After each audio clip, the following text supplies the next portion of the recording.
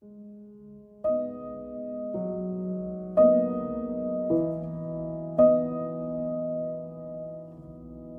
CIC est un événement qui nous a surpris tous en Haïti. Une fois que les premiers secours ont été ressentis, donc les gens se sont précipités pour rentrer chez eux. Alors c'est là la catastrophe était vraiment terrible. Avant le tremblement de terre, nous n'étions pas vraiment équipés de grandes infrastructures. Et le tremblement de terre qui a donné naissance à l'UHM par suite de la mission de l'OMM et du soutien du Canada. L'objectif de notre travail avec l'UHM était d'améliorer la capacité d'Haïti à mieux prévoir les phénomènes météorologiques violents et à recueillir des informations sur le climat dans une perspective d'adaptation. Donc, avec l'UHM, nous avons pu réunir toutes les ressources sous un même toit. Donc, ceci nous a facilité grandement la tâche. C'est un bâtiment qui a été conçu pour être parasismique, paracyclonique et à zéro énergie de consommation. L'UHM maintenant regroupe plusieurs services, donc service de la prévision, service de l'hydrologie, de la climatologie base de données, service de l'observation.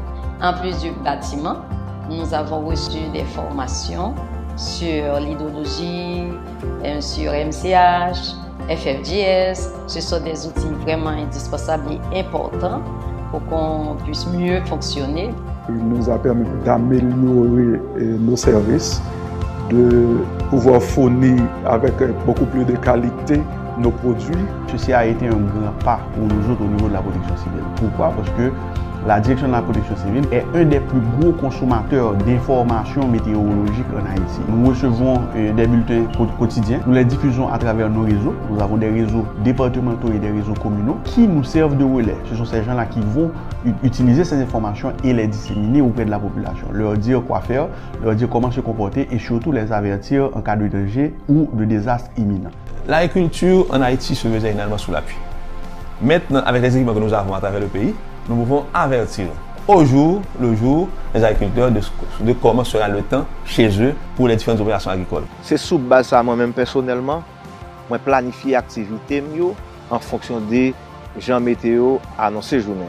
Au-delà de l'investissement en 2010, le Canada fournit également des fonds à l'initiative CRUISE. L'objectif principal de ce projet CRUISE est donc de développer les capacités des services météorologiques pour fournir des alertes précoces. Dans 5 ans, nous allons avoir un service beaucoup plus fort. Et pour que les informations puissent arriver aux gens les plus vulnérables.